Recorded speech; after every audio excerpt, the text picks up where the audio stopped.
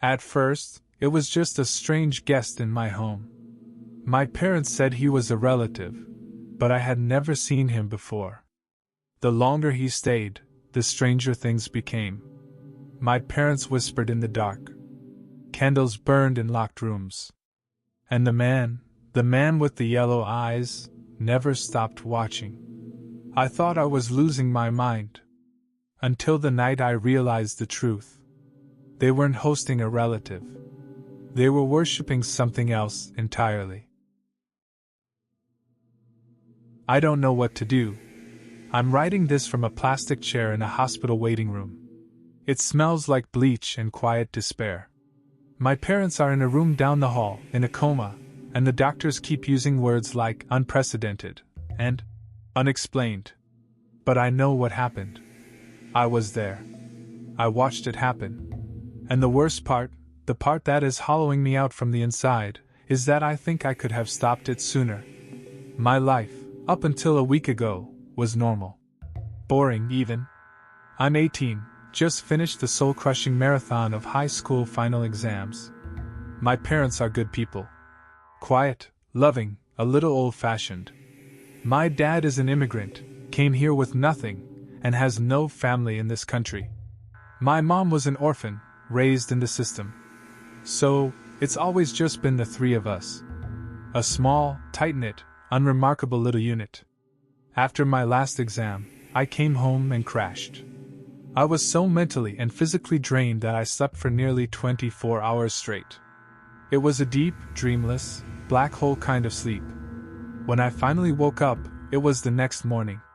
The sun was streaming through my window, and for the first time in months, I felt light.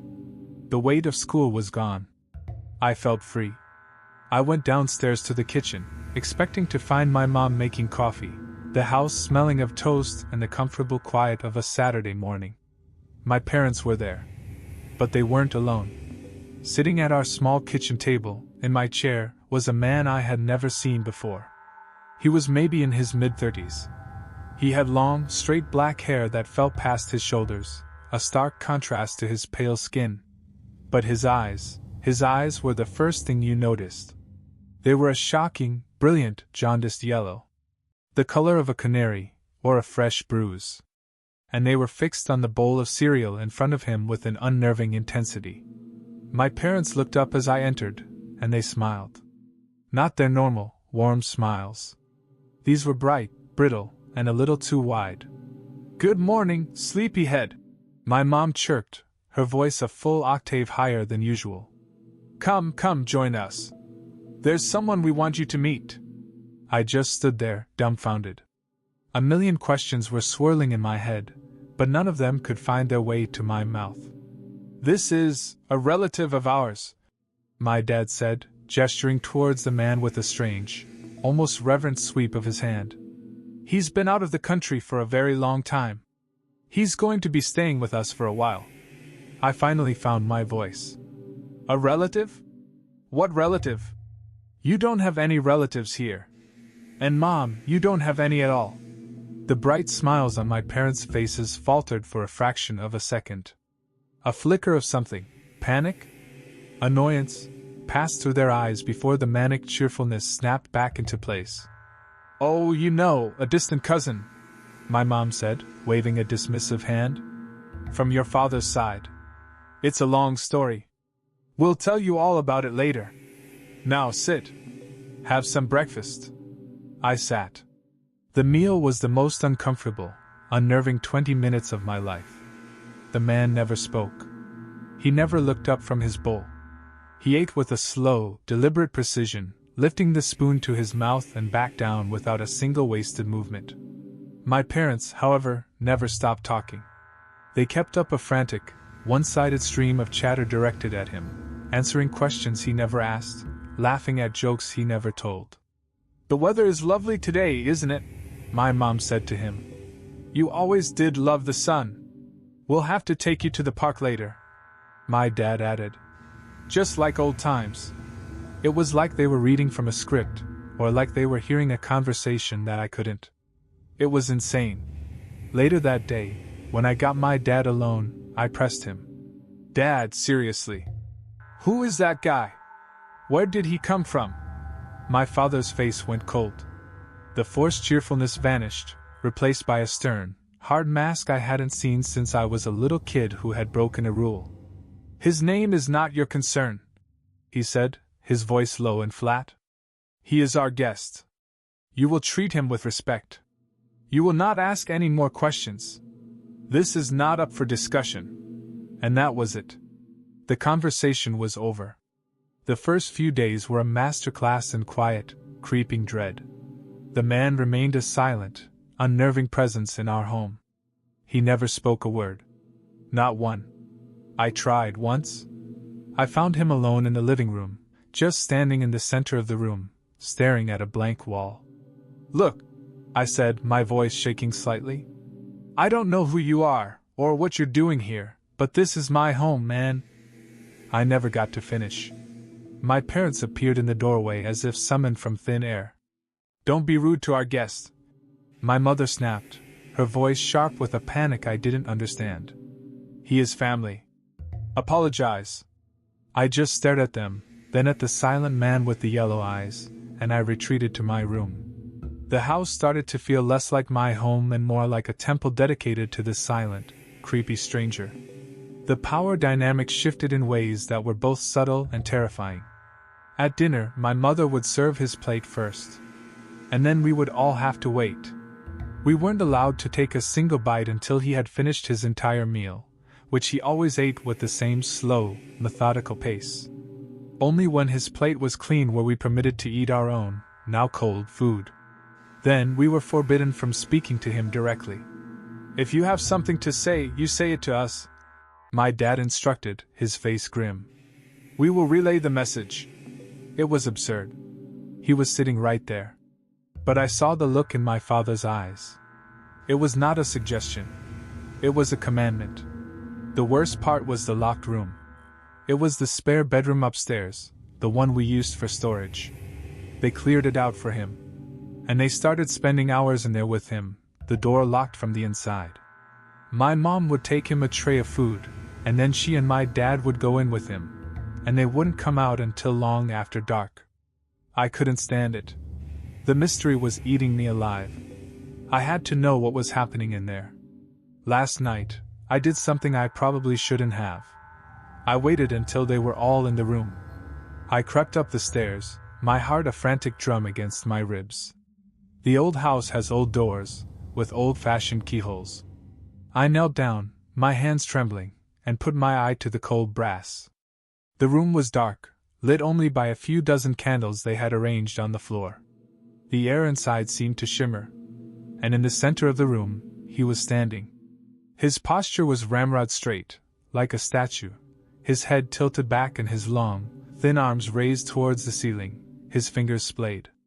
He was utterly, unnaturally still. And my parents were on the floor in front of him. On their knees. They were prostrated before him, their bodies shaking, their heads bowed to the ground. And they were whispering. A low, rhythmic, frantic stream of gibberish, a language that wasn't a language, a sound of pure, terrified devotion. They weren't hosting a relative. They were worshipping a god. I scrambled back from the door, a wave of nausea and terror washing over me. This was wrong. This was a sickness. My parents were in some kind of cult, and this man was their leader. They were in danger. I was in danger. I ran to my room, locked the door, and I called the police. My hands were shaking so badly I could barely dial the number. I whispered into the phone, telling the operator that there was a strange man in my house, that my parents were acting erratically, that I was scared for our safety. They said they would send a car over immediately. I hung up, a small sliver of relief cutting through my panic. Help was coming. Knock. Knock. The soft, polite knock on my bedroom door made my blood turn to ice. I didn't move. I barely breathed. Knock. Knock. I knew who it was. I had never heard him move through the house before. He was always just there. But I knew. I slowly, shakily, stood up and opened the door. He was standing there. The man with the long black hair and the terrible yellow eyes. And for the very first time since he had arrived in my home, he was looking directly at me. And he was smiling. It was a wide, thin-lipped, maniacal grin, a grotesque slash of white in his pale face. It was a smile of pure, triumphant malice. All the fear, all the confusion of the past week erupted out of me in a single, raw scream. "Who are you? What have you done to them? Get out of my house! The police are coming for you! You hear me? They're coming!" He didn't say a word. The horrible smile never wavered. He just held my gaze for a long, silent moment, and then he turned, as calmly as if he were going for a stroll, and walked down the stairs. I followed him, stumbling, my mind a blank roar of terror and rage. He walked to the front door, opened it, and stepped outside. He didn't run. He just walked down the quiet, suburban street, his tall, thin figure silhouetted against the streetlights, until he turned a corner and was gone. I ran back upstairs, screaming for my parents. I found them on the floor of the spare bedroom, amidst the extinguished candles. They were lying on their sides, unconscious, their faces pale and slack. They were breathing, but it was shallow, faint. They wouldn't wake up. The police arrived a few minutes later. It was a blur of flashing lights, professional voices, and questions I couldn't properly answer.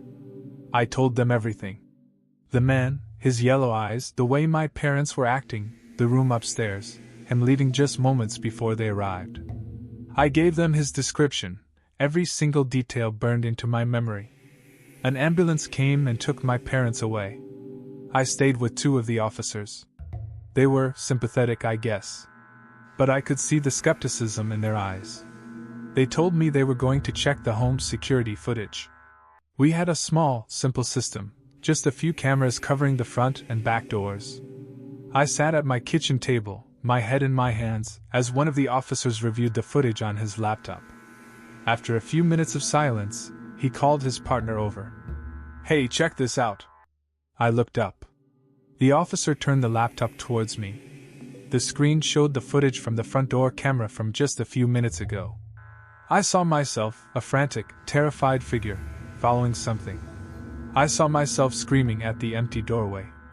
I saw the front door open, as if by a gust of wind, and then close again. But the man, the strange man with the yellow eyes, he wasn't there. He wasn't in the footage at all. It just looked like I was having a complete psychotic breakdown, screaming at nothing. "There's no one there, son," the officer said gently. "The cameras didn't pick up anyone entering or leaving the house all night, except for you." I was still staring at the screen, my mind refusing to accept it, when I heard the other officer's voice from the other room. He was on his phone, his voice low and urgent. "Yeah, another one. Same as the others. The parents are catatonic. The kid is talking about a tall guy with yellow eyes. No, nothing on the cameras, same as always. It's the fifth one this year." He trailed off as he saw me looking at him. The officers wouldn't tell me anything else. Just that they would be investigating. So now I'm here. At the hospital. My parents are in a deep coma. The doctors have run every test they can think of. They have no answers. Their brains just seem to have shut down. I know what happened. He was real. He was a predator. And my parents were his nest, or his food, or something I can't begin to comprehend. He drained them dry, and then he moved on. And the officer's words, the fifth one this year. He's still out there. He's doing this to other families. And I could have stopped it. I should have called the police the first day. The first hour. The moment I saw him sitting in my chair. But I waited. I was scared. I was confused.